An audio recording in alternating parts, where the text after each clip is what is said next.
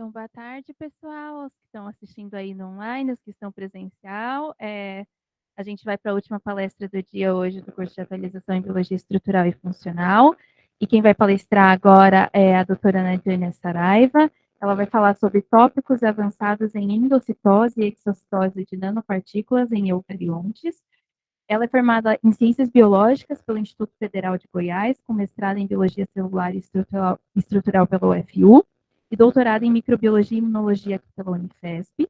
E atualmente ela faz pós-doutorado no Laboratório de Biologia Molecular e Celular de Parasitas na Unifesp, sob supervisão do Dr. Sérgio Schenkman, e ela tem experiência na área de Biologia Celular, Biologia Molecular, Histologia e Imunologia, com foco principal em imunoterapia e interação patógeno-hospedeiro. Então, Nadiane, mais uma vez, muito bem-vinda. A palavra é com você.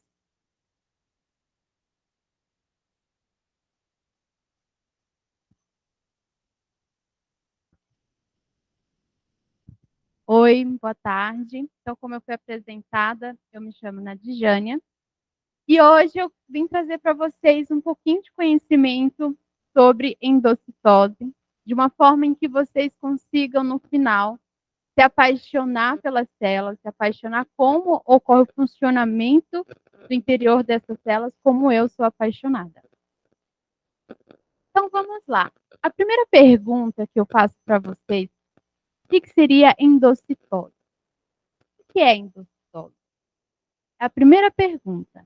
A endocitose, ela corresponde ao processo no qual a célula, ela consegue captar partículas, moléculas do meio extracelular para o seu interior. Então, é um processo de importação.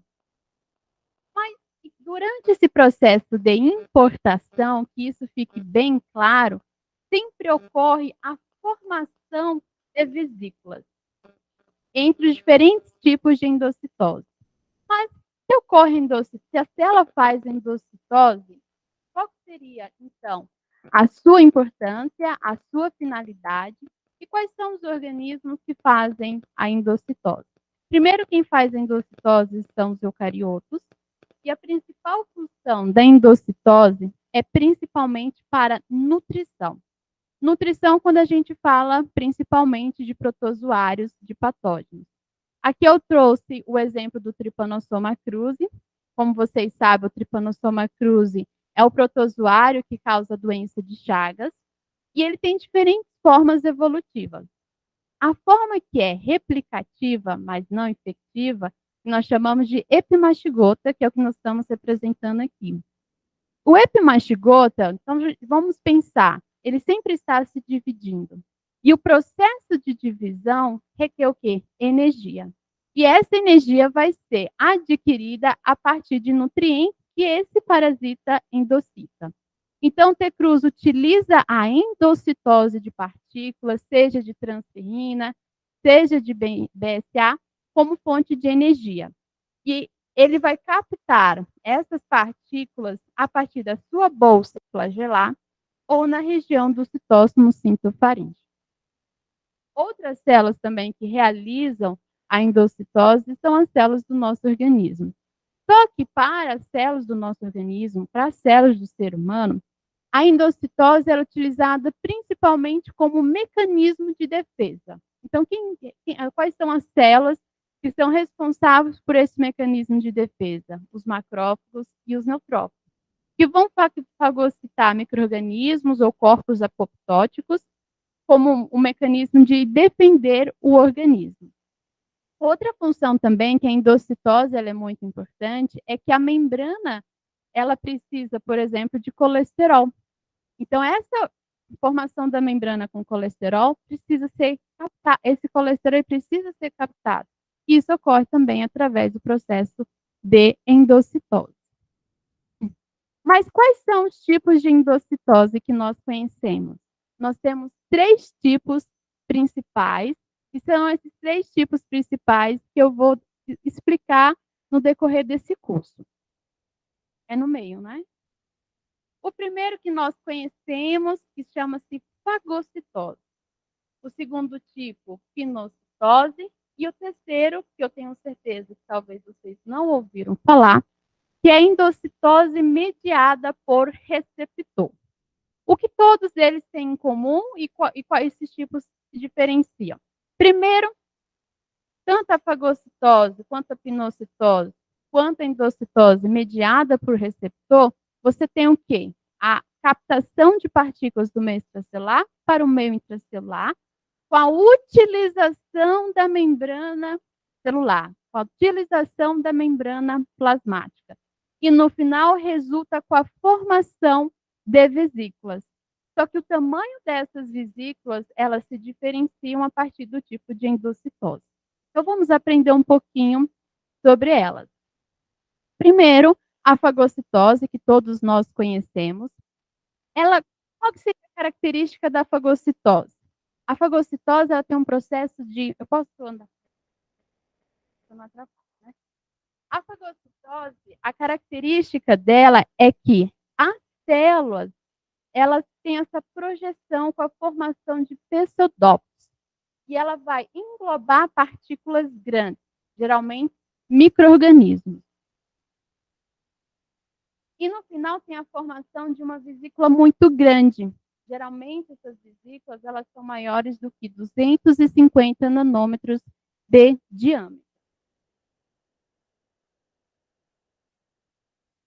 E é da fagocitose, que é executado tanto para as células, para os protozoários, no caso, o exemplo anterior, que são as amebas, que utiliza como fonte de nutrição, que pode fagocitar outras bactérias, outros protozoários. Etapa que a fagocitose é a ativação de receptores. Então, não é qualquer coisa que a célula vai fagocitar. Então, célula humana, macrófago. A bactéria.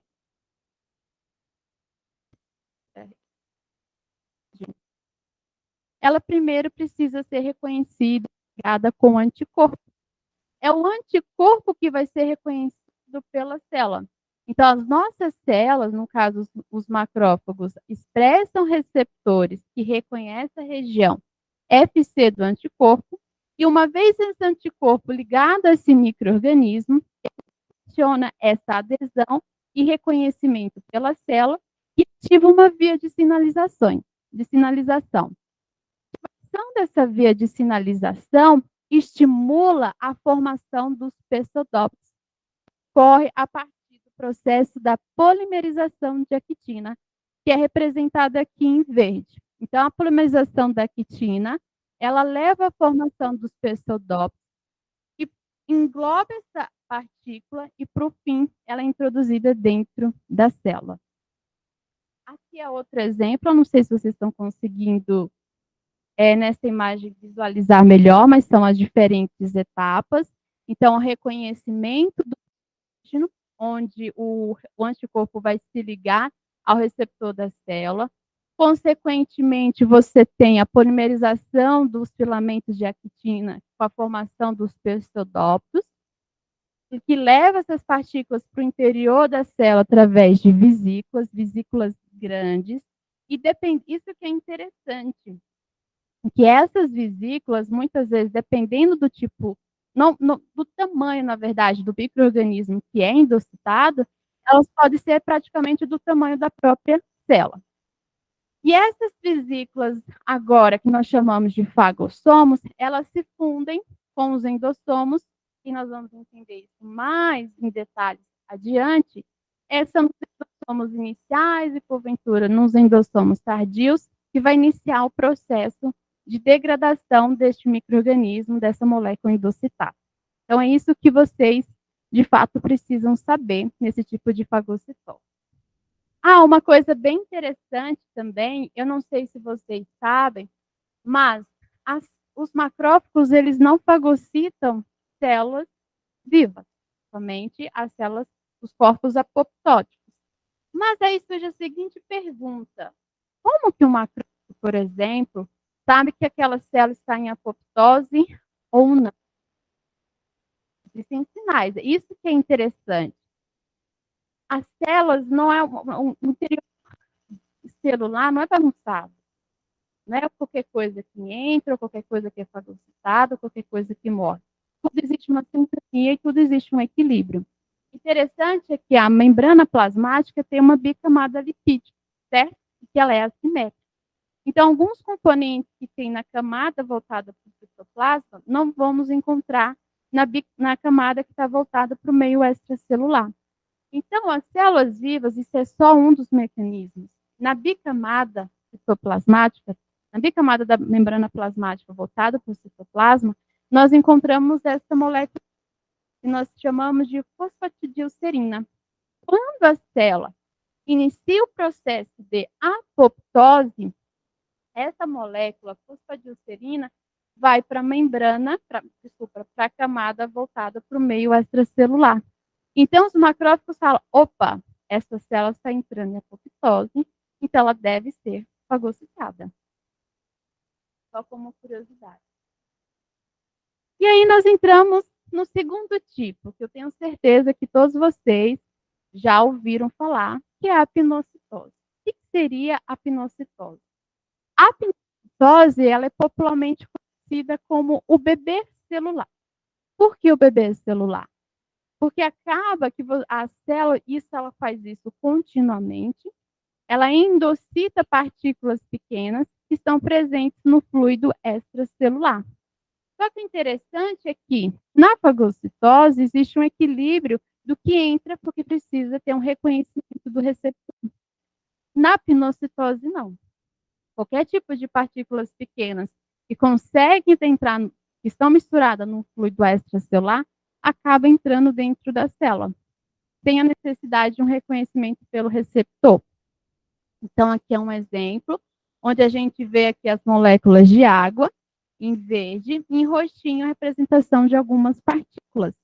E essas partículas acabam entrando no interior da célula, pois a partir desse brotamento da membrana celular, junto com esse fluido extracelular que entrou dentro da célula. E o interessante é que, se vocês lembrarem, a vesícula que é formada provendo da endocitose no processo de fagocitose é uma vesícula grande, em torno de 250 nanômetros de diâmetro. Olha que interessante, na pinocitose não. As vesículas, elas são pequenas. Então, também mecanismo é um dos fatores que diferenciam a pinocitose para a fagocitose. E aí vem uma questão muito interessante que eu quero que vocês pensem. A pinocitose, ela está ocorrendo continuamente na célula. E dependendo do tipo de células, elas vão captar, fazer esse processo de endocitose com maior. E o processo de endocitose, nós entendemos que requer a captação da membrana plasmática.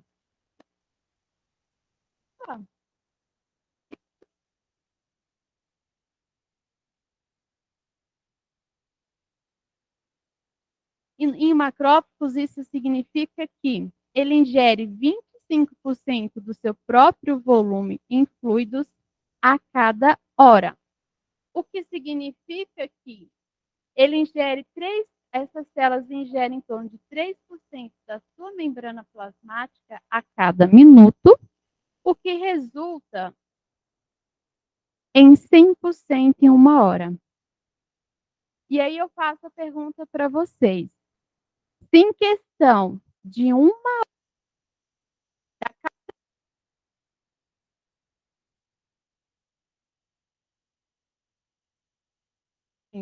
da sua área de superfície, o que acontece?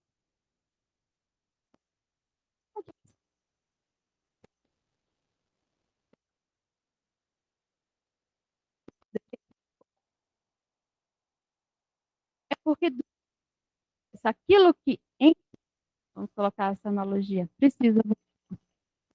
Existe um equilíbrio muito grande entre o processo de endocitose, que é a captação da partícula com, consequentemente, brotamento da membrana plasmática, mas em um determinado momento, que é o que nós vamos ver mais lá na frente, esses componentes da membrana plasmática, eles voltam para a superfície através do processo de exocitose.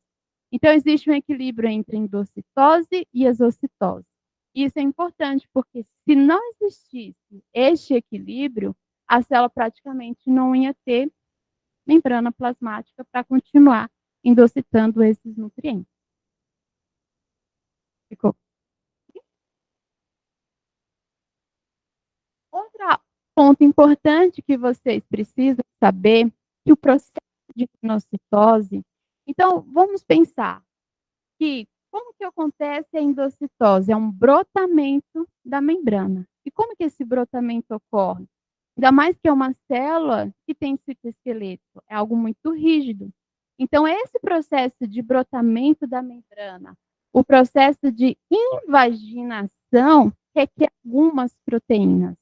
Nesse caso, a pinocitose, alguns processos de pinocitose vai ser dependente de clatrina, representada aqui nesse verde escuro.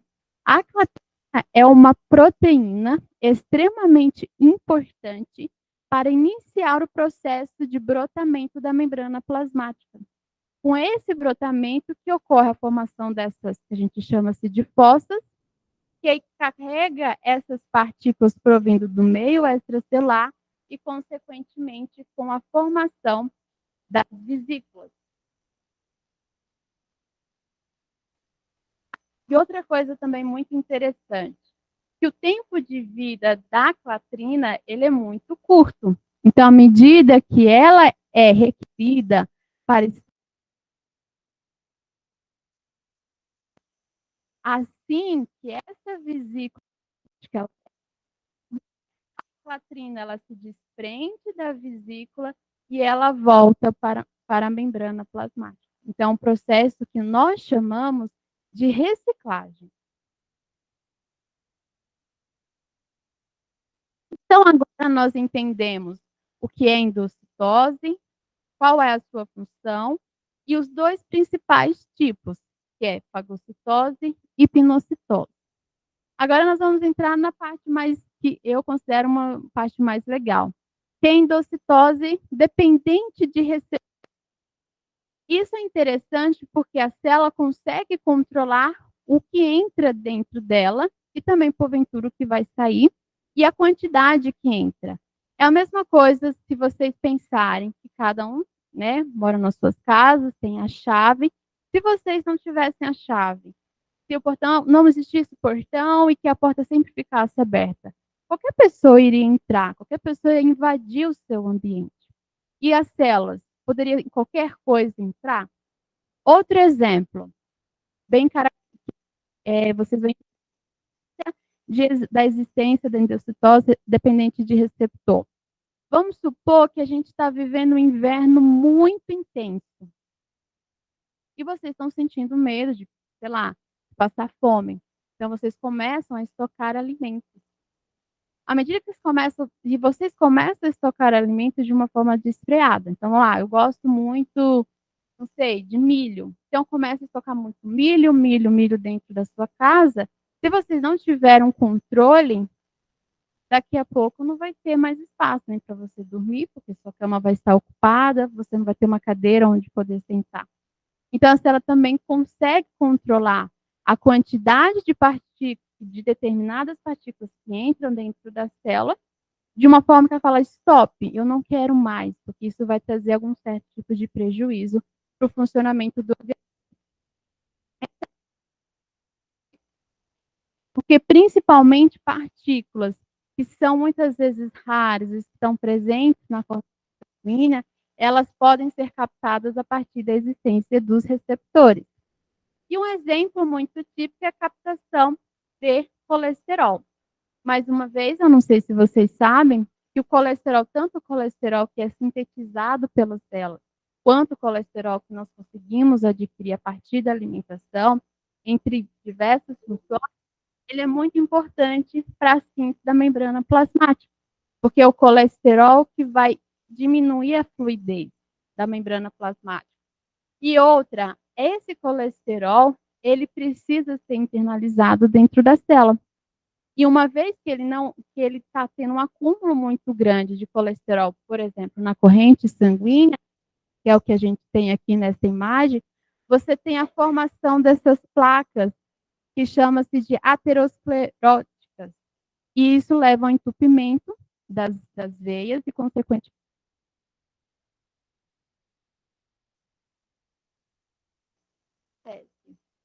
que é só um exemplo que eu vou dar sobre o colesterol e que ele para ele ser endocitado dentro da célula, ele precisa ser reconhecido por receptores. E lembrando que o colesterol, ele é muito hidrofóbico, então ele não é só na corrente sanguínea. Utilizam-se moléculas para transportar o colesterol, que são as lipoproteínas de baixa densidade, que transportam o colesterol da corrente sanguínea para os tecidos periféricos. E este processo para transportar colesterol, que estão acoplados, que são transportados por partículas de LDL, nós vamos utilizar-se de receptores que reconhecem LDL, consequentemente com a formação dessas vesículas. Então, vamos entender um pouquinho mais como que isso funciona. Isso aqui é só uma curiosidade, uma informação, que o mecanismo de endocitose mediada por receptor, ela começou muito a ser estudada a partir de pacientes que apresentavam uma forte predisposição genética a essas placas de aterosclerose.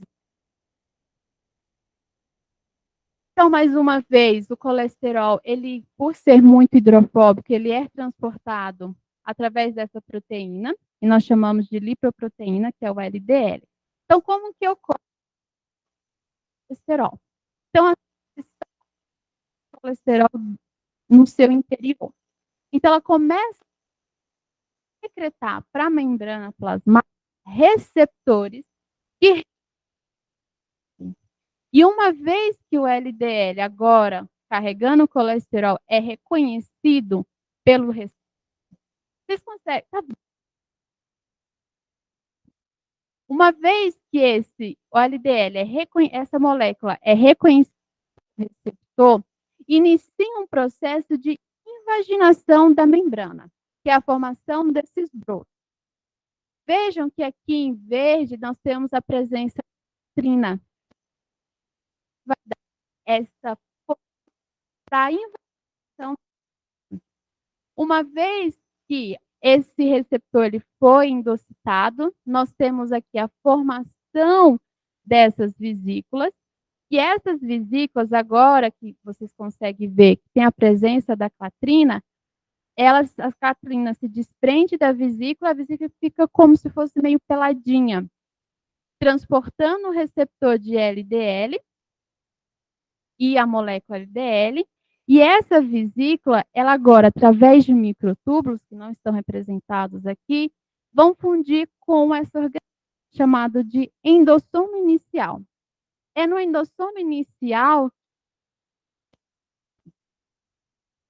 Peraí, isso daqui... Essa outra partícula vai voltar para esse controle. Aqui no endossomo inicial,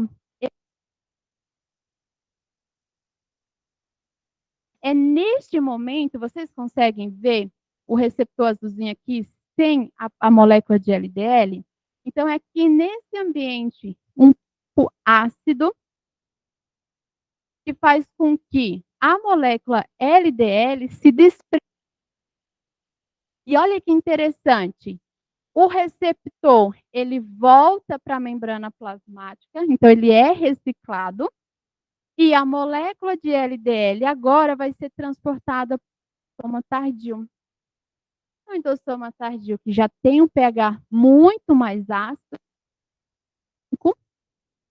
inicia o processo de degradação da molécula, que ao fundir-se com o lisossoma, que está representado como chamado do endolisossomo, estava na forma de colesterol éster, fica como colesterol livre, que é um pouquinho menos hidrofóbico em relação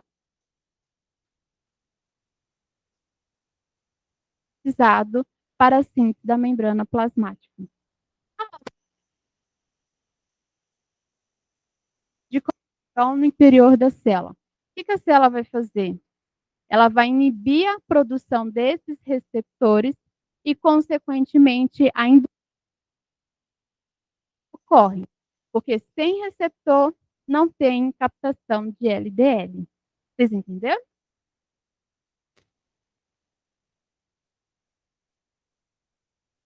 Aqui é um exemplo de caso que ocorre quando uma pessoa apresenta já nasce com alguma mutação genética que prejudica a produção, a formação desses receptores.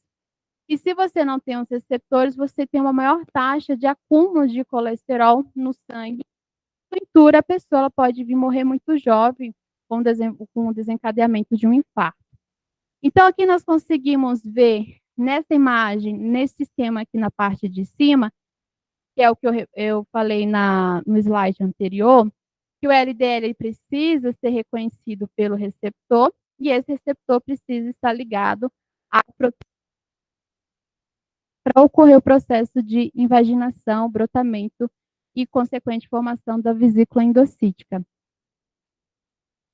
pessoa apresenta alguma mutação que leva à ausência do receptor, veja, aqui tem um brotamento da membrana, nós temos a presença da clatrina, mas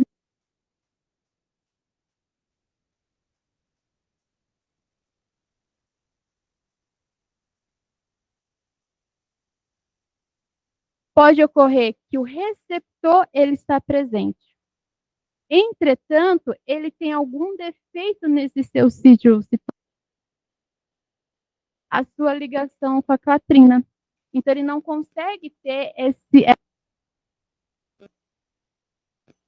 vai ter uma formação de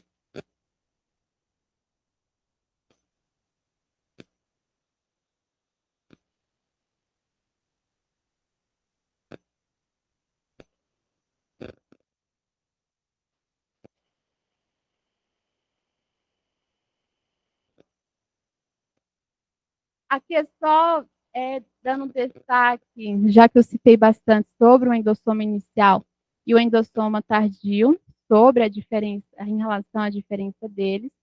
O endossoma inicial, ele sempre está muito que a partícula o seu pH não é tão ácido, é em aproximadamente 6. E é aqui que ocorre, e que claro na cabeça de vocês, e que vocês não saiam com essa dúvida. É no endossoma inicial que inicia o processo de distribuição. É nesse que vai para a membrana plasmática. É aqui no endossoma inicial.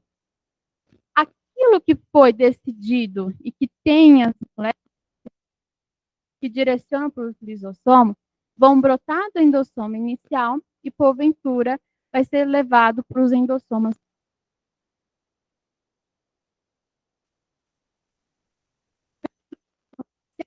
Ele é acidificado.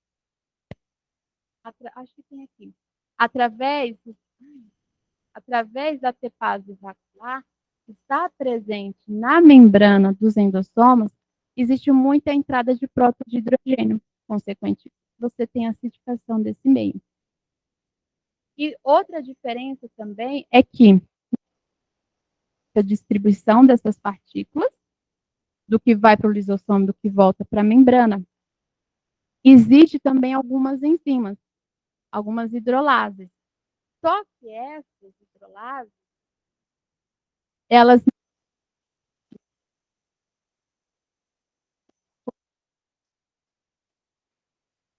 tardio. Porque um fato interessante é que na região, na posição N-terminal, presente no endossoma inicial, que a gente chama de enzimas ou tem moléculas de inibição e elas só podem ser retiradas em um ambiente ácido e com a presença de hidrolases ativas. Então, essas partículas, por isso que as partículas que estão aqui no endossoma inicial, elas precisam vir para o endossoma tardio.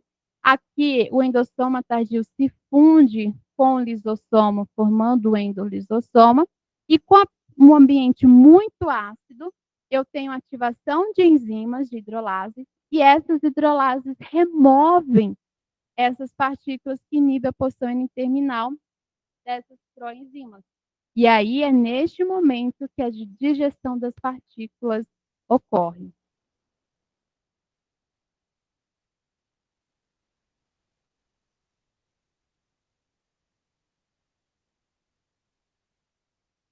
Aqui eu vou falar um pouquinho quais seriam os destinos dessas proteínas receptoras, ou seja, dos receptores. Os receptores endocitados, na verdade começa baixo para cima. Os receptores endocitados, eles podem, nesse caso, que é representado para cá, ao ser direcionado para o endossoma inicial, eles podem ser reciclados ou foi muito utilizado, a célula não precisa de tanto receptor. Então, exemplo, não precisa captar tanto colesterol. O que tem de receptor já pode ser degradado. Então, eles podem ser direcionados para o lisossomo a ser degradado. Ou algo muito interessante, que aí eu vou citar um exemplo mais lá na frente. Esses receptores podem ser transportados para outras células ou para outros tecidos. Por exemplo, aqui é uma célula epitelial. Então, foi endocitada aqui nessa região apical.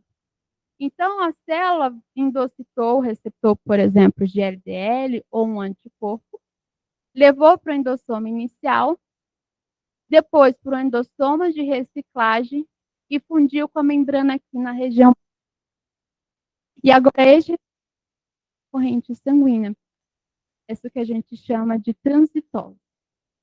Então, esses são possíveis 3 caminhos dos receptores que são responsáveis por captar essas partículas.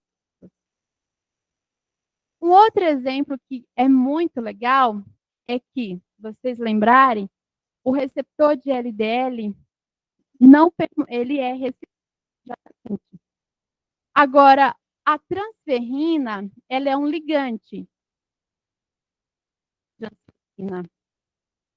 A transferrina ela é responsável por transportar ferro. E o ferro, esse átomo, ele é importante em atuação com a hemoglobina para captar oxigênio. Então, nós precisamos de ferro no interior da célula. Então, a transferrina está lá na corrente sanguínea.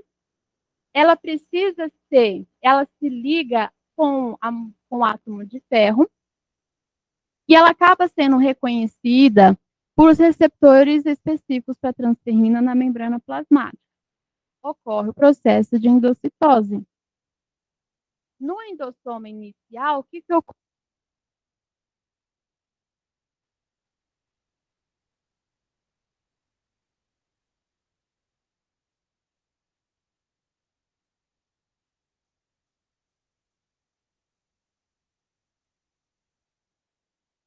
Ligada ao seu receptor, está representado aqui. Que o ferro é a molécula vermelha, isso, a molécula vermelha. O ferro, então, é liberado só, e a transferrina, agora, que não está ligada à molécula de ferro, ela volta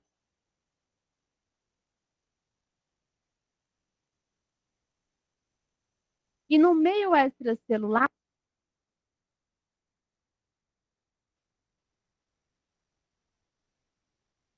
que a transferina volta e começa a captar novas moléculas de ferro.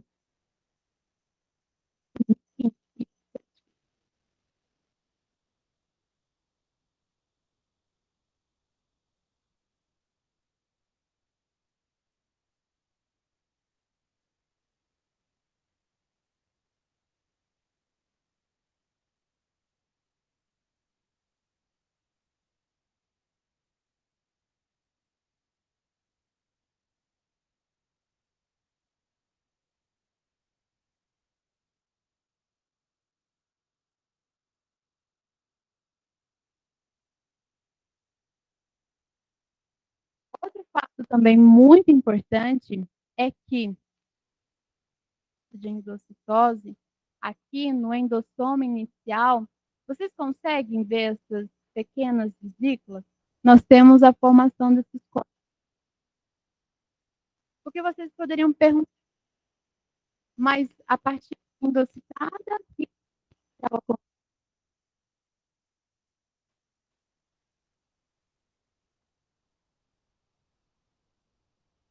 nesses corpos vesiculares, você e elas são direcionadas para essas pequenas vesículas.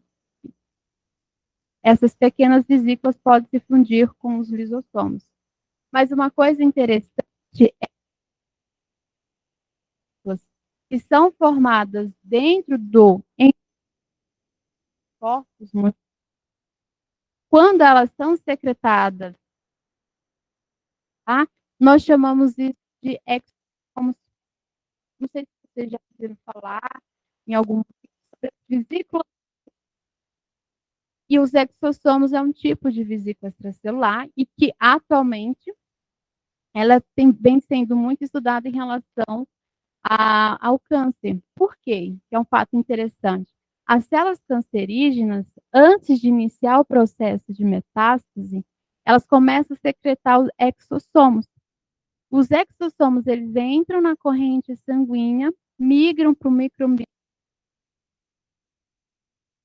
e ele prepara essas vesículas através de determinadas sinalizações de resposta inflamatória, prepara aquele microambiente para a célula sofrer a metástase. Então, eles são formados aqui no endossoma inicial, com o brotamento dessas vesículas. Então, uma parte dessas microvesículas, elas são secretadas para o meio extracelular, e outra parte podem ir para a região do lisossoma, onde elas serão degradadas. Mas isso eu não vou entrar muito em detalhe sobre a via de sinalização, mas eu acho importante vocês entenderem, e aí eu tenho esse link e essa oportunidade de falar um pouquinho da minha linha de pesquisa.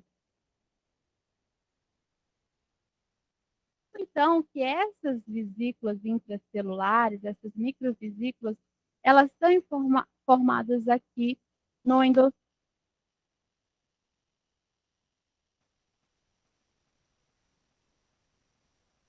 de forma bem sumida, tá? Todo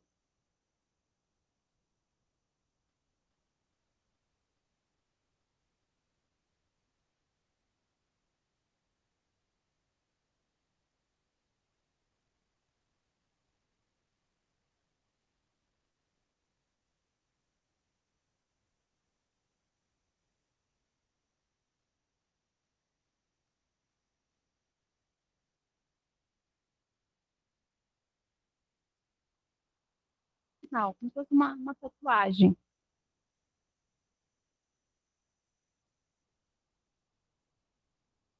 Caso os eucariotos têm a via forte que começa tem a via forte 0, 1, 2, 3.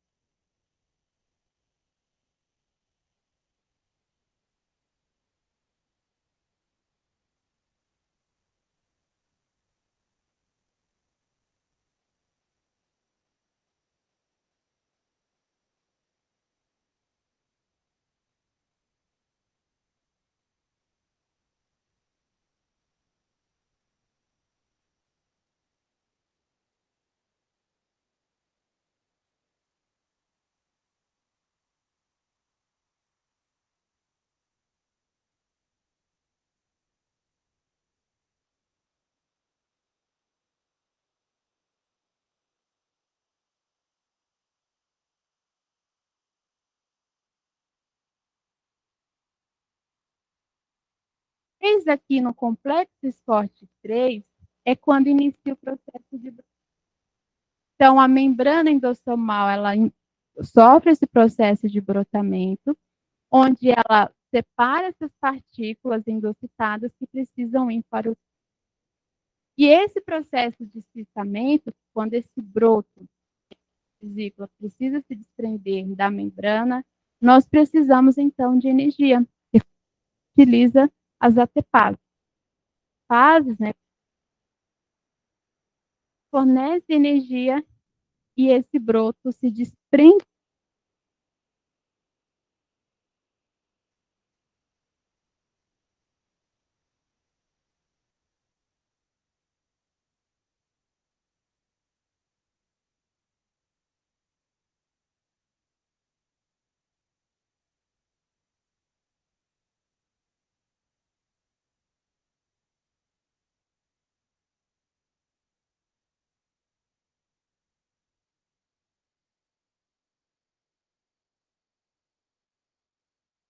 quando ele internaliza dentro da célula, eles vão ser secretados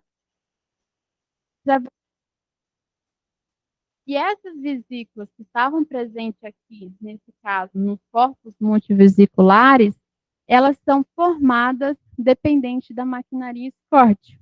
Outro fato muito interessante é que nós lembramos do processo de célula-mãe filha.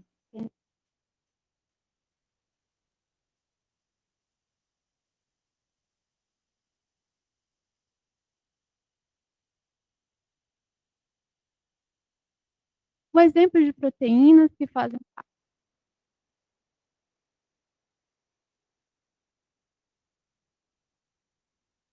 tudo. Ai, não tá passando. Então vamos falar um pouquinho. A VPS23, ela é uma proteína parte do complexo Scott 1. Ela é muito estudada em células, porque eles observaram que células,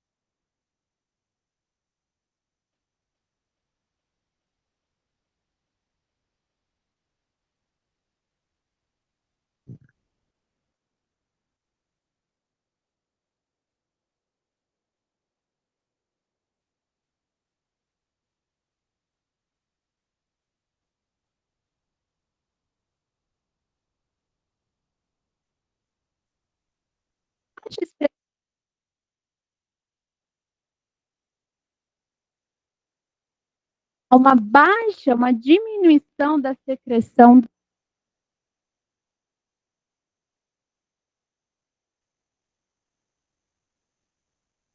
tem uma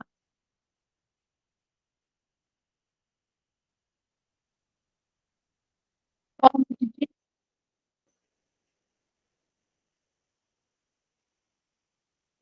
estudo, assim,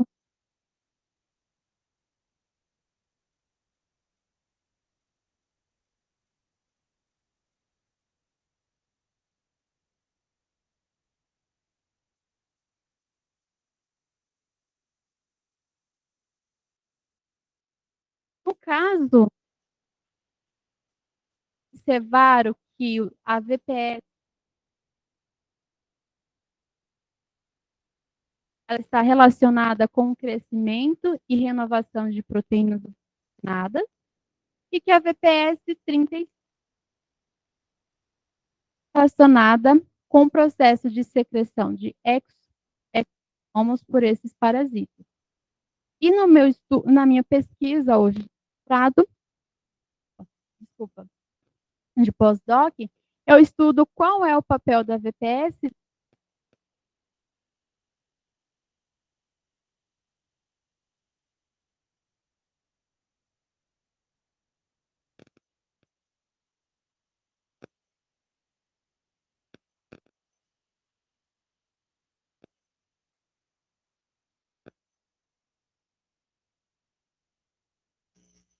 como forma de infectar melhor as células.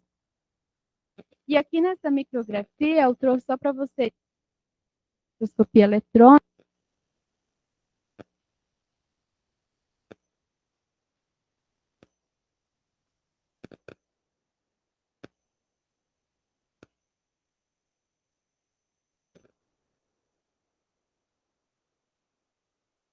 mente existem e elas estão aí dentro do seu corpo.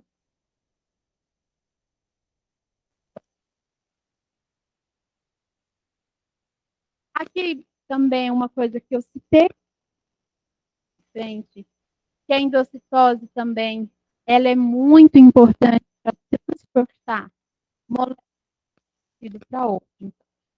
Um estudo foi feito com o camundongo, filhote, ele ainda amamenta.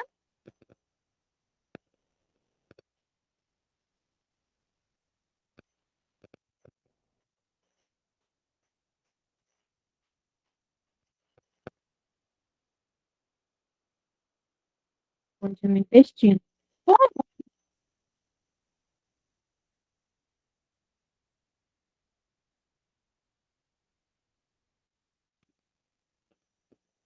Aqui é um exemplo de célula.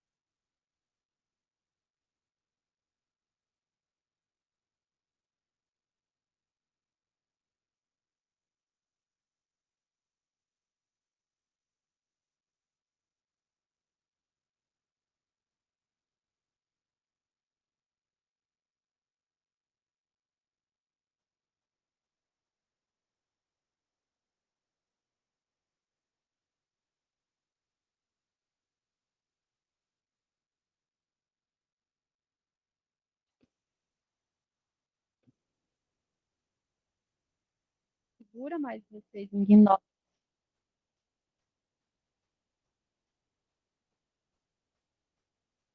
Supor que hoje vocês vieram de curso comprar algum lanche.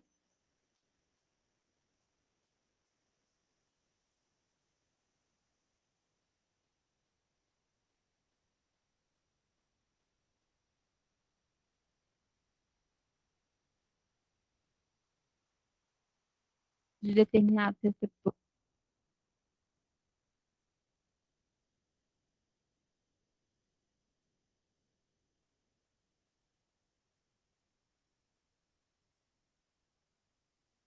O quinta célula,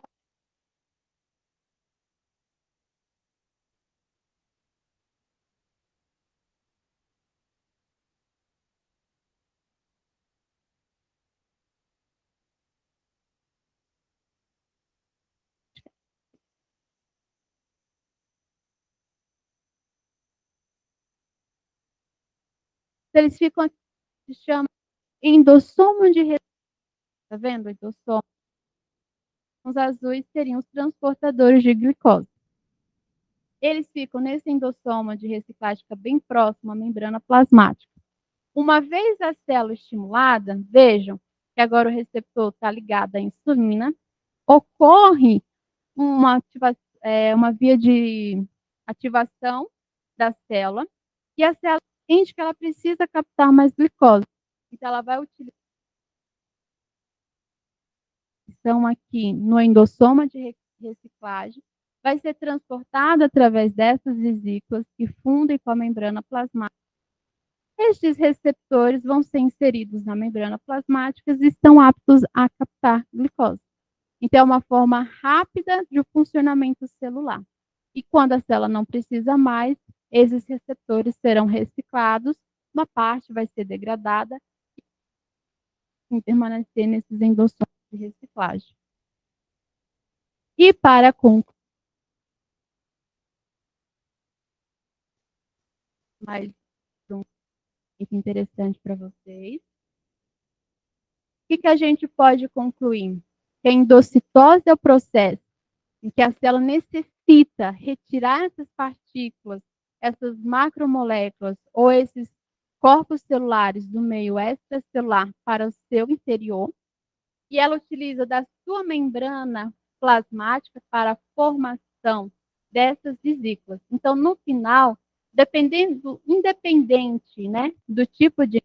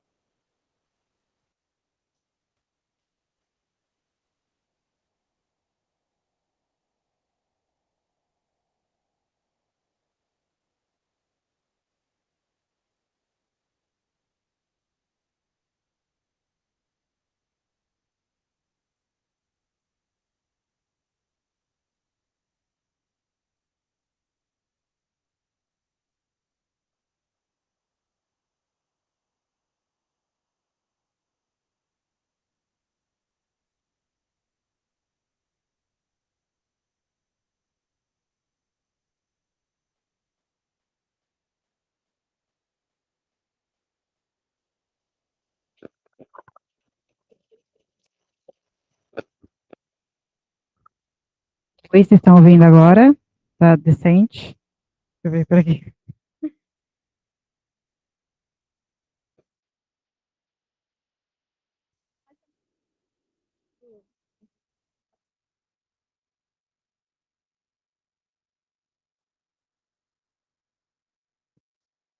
Obrigada.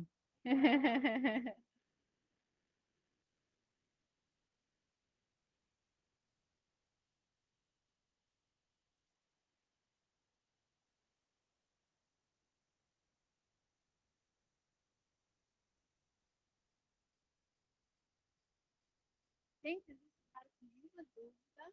Vocês entenderam tudo?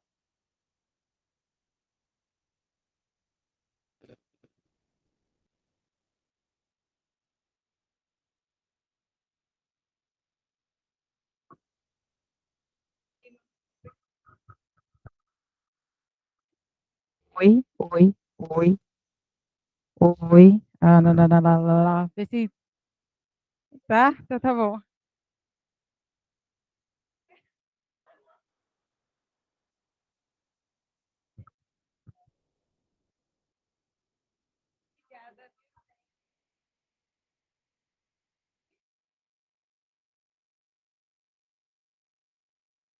Obrigada, professora. Eu queria saber só se alguém tem alguma dúvida no online. Eu acho que vocês perderam a última partezinha, né? Alguém ficou com alguma dúvida? Quer tirar alguma. Quer fazer algum comentário? Só mandar no chat que a gente está aqui ainda. A gente conseguiu responder.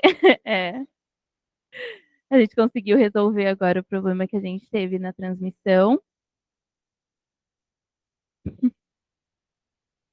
Bom, eu acho que a gente não tem nenhuma dúvida, então, de novo, muito obrigada, professora Nadiane, obrigada por todo mundo. Desculpa esse inconveniente que a gente teve com o microfone.